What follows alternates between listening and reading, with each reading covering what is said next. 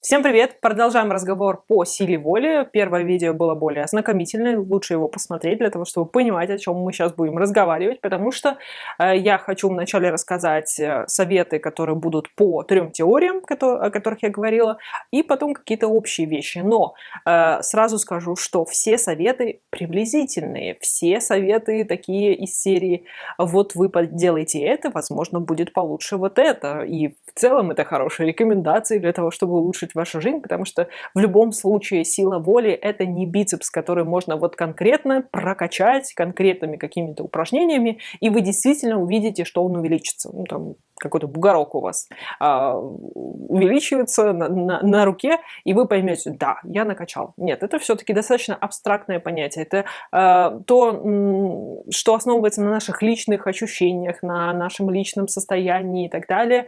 Поэтому конкретных советов, что вот раз-два, и вы такой силовой человек, типа сила воли, стальная и все такое, не будет. В общем, поехали по разным теориям. Первая теория нам говорит о том, что сила воли – это очень ограниченный ресурс, который в начале дня у нас полный, потом он как бы со временем истощается. Поэтому в связи с этим для того, чтобы прокачать свою силу воли, вам просто нужно меньше тратить.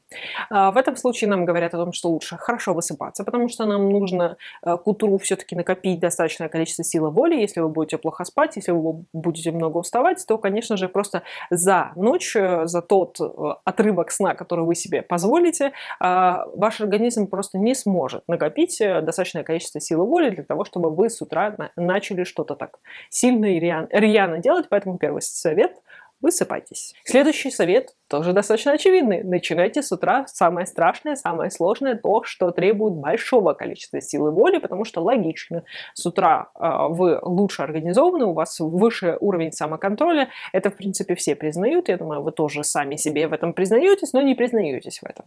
Поэтому самые сложные, самые волевые решения лучше принимать с утра. Следующий совет, который нам говорит о том, что как бы у нас очень ограниченное количество силы воли, нужно все-таки не размениваться по мелочам. То есть, если вы что-то хотите сделать такое конкретное большое, то не тратьте себя на маленькие дела, на маленькие какие-то решения, на маленькие волевые усилия. То есть из серии там, сделать маску для лица. Вот вы знаете, что вы не хотите, но вы это хотите сделать, но при этом у вас висит какой-то большой рабочий проект. Лучше все-таки себя ограничить от каких-то маленьких и незначительных волевых решений для того, чтобы вам было достаточно сил, времени и энергии для того, чтобы сделать что-то такое существенное, большой и важный. И следующее – это, конечно же, избегание соблазнов во второй половине дня. Потому что, когда мы устаем, когда у нас все-таки самоконтроль уже немножечко на нуле, то нам легче соблазниться по одной простой причине, что самоконтроля мало, энергии мало, и ваш мозг легче поддается на какие-то соблазны, на какие-то уговоры, полежать, поесть, ничего не делать и так далее. В общем, чем ближе к вечеру, чем дольше вы как бы бодрствуете, тем выше вероятность того, что у вас произойдет срыв, вы что-то не сделаете, или наоборот, что-то сделаете того, чего вы не хотели и так далее. В этом случае все-таки советуют просто избежать этих вариантов за счет того, что вы можете себя как бы искусственно ввести в ситуацию, когда у вас просто не будет выбора, кроме как заниматься своими делами. И последнее, что нам советуют в связи с этой теорией, это, конечно же, однозадачность, потому что, повторюсь, многозадачность – это не естественный процесс, это то, что сжирает очень сильно наши силы, потому что мы не делаем много дел одновременно, а мы постоянно переключаемся. Каждое переключение – это какое-то количество сил, какое-то количество сил вам нужно для того, чтобы вникнуть вообще в ситуацию, что там происходит, потом вы опять переключаетесь и так далее. В общем, это то, что пожирает очень сильно наши силы. А как мы знаем, меньше сил, меньше самоконтроля, ниже сила воли, больше вероятность того, что вы бросите заниматься то, чем вы занимаетесь, и поддадитесь каким-то соблазнам. Поэтому однозадачность – наше все. Вторая теория нам говорит о том, что сила воли – это мышца. Ее можно накачать. Но это, конечно, образно, но в любом случае нам нужно относиться к своей силе воли как к такому ресурсу, который можно раскачать.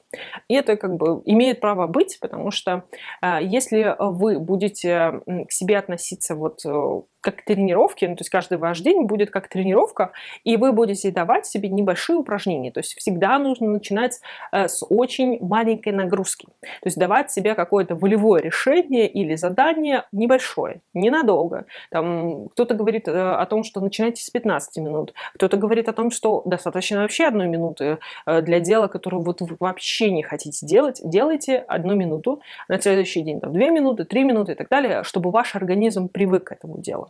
То есть начинайте с очень маленьких шажочков для того, чтобы не сделать себе крепатуры, потому что если вы в один день решите, что будет вы супер волевой человек, то есть вы на максимум себя нагрузите, ну, это логично, если вы пойдете в спортзал и вообще не подготовлены, проведете там супер интенсивную силовую тренировку, как вы будете с утра себя чувствовать? Вот то же самое произойдет, если вы в один день решите все изменить, всю свою жизнь, вот вообще все ваши привычки, и вы будете надеяться только на силу воли. Конечно же, ничего не будет. Но если вы постепенно будете вводить какие-то изменения в вашу жизнь, применяя при этом самоконтроль, то есть когда вы точно решаете, что я буду это делать и никак иначе, вот примите решение, вам нужно начинать с маленьких-маленьких шажочков, заданичек и так далее. И со временем, да, вы себя прокачаете. Возможно, что-то перейдет в ранг привычек, вы вообще не будете на это обращать внимание и так далее. Но со временем ваша сила воли раскачается. Да, у нас есть определенные ресурсы в мозге, которые, чем дольше их используешь, чем больше как бы наращиваешь их силу, да, они реально как бы раскачиваются, больше нейронов подключается, больше связей и так далее, более надежный путь совершается. То есть есть определенные механизмы, которые увеличивают это дело. И да, вы можете, в принципе, себя прокачать, но, повторюсь, маленькими шажочками, маленькими решениями вы себя прокачаете. И последняя, ну, конечно, не последняя теория, но одна из последних теорий, которая нам говорит о том, что сила воли – это вообще что-то ненадежное, лучше полезные привычки.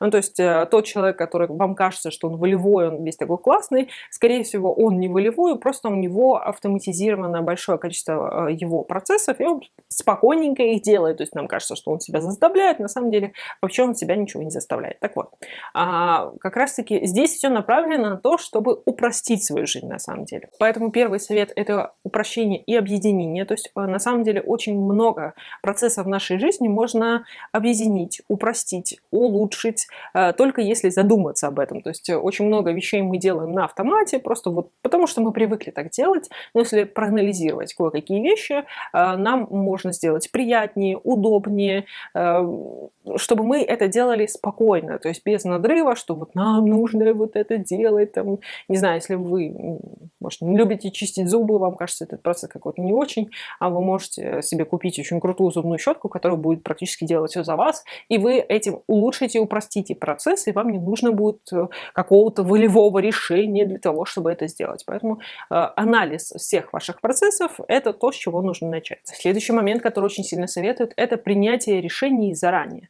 То есть иногда достаточно один раз принять решение, что я вот буду делать вот так-то, или я там буду что-то носить в определенную погоду, или я делать буду какие-то определенные действия именно вот так. То есть когда вы себя ограничиваете в выборе, вы себе упрощаете жизнь, и вы упрощаете себе количество принятых решений, которые усложняет нашу силу воли, которая подпитывает нашу силу воли. Потому что когда нам нужно принять решение, задействуются очень сложные когнитивные процессы. Даже если мы выбираем, что мы будем есть на завтрак, и это сравнимо с тем же, что мы там на работе решаем какие-то задачи. Процесс один и тот же.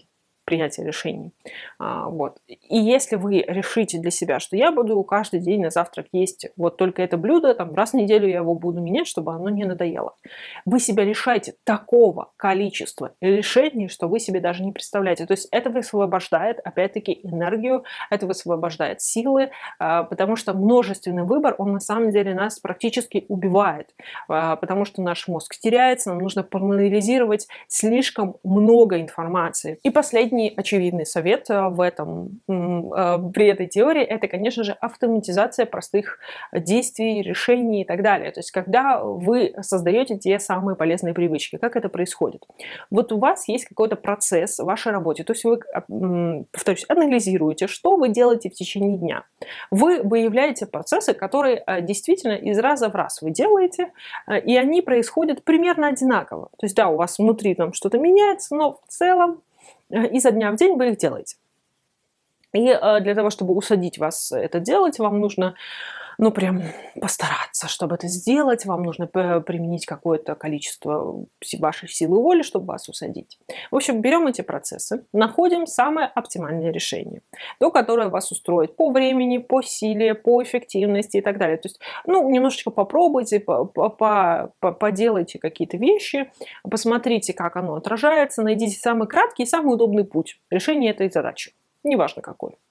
Потом найдите какой-то триггер, который бы запускал эту задачу. То есть движение, изображение, звук, все что угодно, который бы вашему мозгу сообщал, что мы садимся и делаем. Или мы там начинаем что-то делать. То есть то, что будет вашим спусковым крючком. И повторяйте это. То есть, например, если вы хотите заставлять себя учиться каждый день, но вам все время как-то не очень хочется, ну, это, конечно, более такой комплексная проблема, возможно, вы не понимаете, зачем вы это делаете, но сейчас это опустим. Вот вы хотите выработать себе привычку, что вы там, с 5 до 7 каждый день занимаетесь. Вы находите решение, вот вы считаете, что каждый день именно за вашим письменным столом вы сначала себе пишете там to-do-лист, который, ну, что вы должны за это время делать, вы это выбираете, и вы зажигаете, например, себе свечу или включаете определенную музыку, там фоновую, например, и занимаетесь. Вы это делаете один день, второй, неделю, вторую, третью, и вот примерно где-то, ну, в зависимости, конечно, от вашего мозга и от привычки, это может быть и от 1 раза и до 90 раза, когда вы не заметите, как вы в 5 часов зажжете свою свечу, сядете и начнете учиться. То есть вот это именно будет тот процесс, когда вы не будете себя заставлять, не будете использовать силу воли, самоконтроль или что-либо. Вы просто сядете и начнете заниматься, потому что ваш мозг привык к этому. То есть у него случился триггер, и он такой понимает, все, мы садимся учиться. В этом весь фокус полезных привычек. И теперь хочу быстренько пробежаться по общим каким-то советикам, которые помогают. Во-первых, медитация. Она, в принципе, хорошо организует наш мозг, она хорошо влияет на наш мозг. Мне кажется, я делала отдельное видео на этот счет. И она помогает как бы вот прокачивать по чуть-чуть нашу силу воли, потому что вы садитесь и отгоняете от себя все мысли, то есть вы сосредоточены на своем дыхании, или там, на своем движении, там, свечке или чем-то. То есть это такая вот очень концентрированная прокачка вашей силы воли, которая еще, в принципе, для мозга хорошо делает, для вашего организма, поэтому медитировать это очень хорошо. Можете начать, кстати, с этого и можете начинать с 1 минуты очень спокойно. Упрощение, в принципе, всех процессов, это тоже, в принципе, очень хороший совет общий, потому что наша жизнь насыщена кучей просто решений, каких-то задач, каких-то вещей, большинство из которых можно выкинуть. Та же самая знаменитая футболка серая Цукерберга, это то же самое упрощение, то есть он просто упростил очень большой пласт своих задач для того, чтобы у него остались силы для других задач, которые важны для него. Это можно сделать для завтрака, для каких-то ежедневных прогулок, еще для чего-то. У каждого есть какие-то процессы, которые можно упростить, улучшить и вот забыть просто про них и просто их выполнять так, как будет лучше. Есть меньше сладкого и не пить энергетики по одной простой причине. Сладкое и кофе, там, энергетики, вот эти все дела, они дают очень ложное ощущение энергии и очень ложное ощущение, знаете, такой даже гиперсконцентрированности. Вам кажется, что вы Супермен в какой-то момент, потому что вот это ударяет в мозг этот коктейль, но очень быстро падает. То есть вот после этого очень сильный спуск, и он будет как бы ниже, чем вы чувствовали себя до. То есть это дает слишком сильные скачки, которые вас только вот ухудшают ваше положение. И, конечно же, в таком состоянии ни о какой силе воли не может быть и речи, потому что когда мы сильно уставшие, когда мы внизу своих умственных способностей и так далее, то наш организм не тратит время и силы на сложные когнитивные процессы, на самоконтроль, он только обеспечивает какие-то такие, ну, жизненно необходимые вещи, а как бы ваши задачи, учеба, это вообще не важно в этот момент, а главное поесть, поспать. Это, да, подышать и так далее. Следующий момент – поток и концентрация. Да, когда мы занимаемся делами, если у вас хорошо прокачана концентрация, то, в принципе, сила воли вам и не нужна. И здесь тоже помогает маленькими шажками, постепенно прокачиваем концентрацию, помогаем себе как бы откинуть все вокруг и влиться в поток. В поток мы вливаемся, когда задача более-менее интересная, она вам доступна, то есть вы можете ее выполнить, но она недостаточно проста, что вам нужно подумать. Ну, как бы, в общем, то, что вам интересно и посильно. Вы, в принципе, очень легко впадаете в поток. Плюс концентрация, кстати, медитация очень хорошо прокачивает концентрацию, потому что, опять-таки, вы сконцентрированно сидите и стараетесь ни о чем не думать. Вот, поэтому концентрация помогает. А следующий момент, который, конечно же, тоже помогает, он избавляет вас от необходимости использовать силу воли, это поиск заинтересованности. То есть, когда вы не заставляете прям специально что-то вам ненавистное делать, а когда вы в ненавистном, как вам кажется, находите то, что вам действительно интересно. Потому что даже в самой скучной задаче можно что-то придумать, додумать, разнообразить ее, и вам будет интересно ее делать. Так что заинтересованность задачей, она снимает с вас самоконтроль, потому что вам будет интересно ее делать, и вам не нужно себя специально заставлять ее делать, так что вы спокойно ее выполните. Следующий момент про спорт.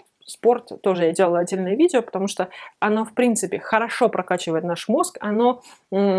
Спорт именно какой-то подвижный такой, и аэробные нагрузки тоже хорошо, и подвижные виды спорта, они, в принципе, помогают и концентрации, и вниманию, и самоконтролю, потому что такие виды спорта тренируют ту часть мозга, вот эти вот пути, которые мы используем для самоконтроля, для концентрации, которые, прокачиваются эти пути, укрепляются, и нам легче просто это все делать, то есть вы на спорте, по сути, прокачиваете свой мозг для того, чтобы вы легче концентрировались, чтобы вы легче принимали решения, чтобы вы легче какие-то волевые решения принимали и так далее.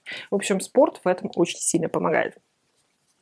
Уменьшение количества выборов, я уже вам сказала, чем меньше выборов, тем меньше вы сил на это все тратите, чем легче вам это делать, тем меньше вам нужно вообще применять самоконтроль. Высыпайтесь, это всегда полезно. Высыпаться – это основополагающая часть здоровья нашего мозга. Здоровый мозг, здоровый уровень самоконтроля, вы понимаете, что это все взаимосвязано.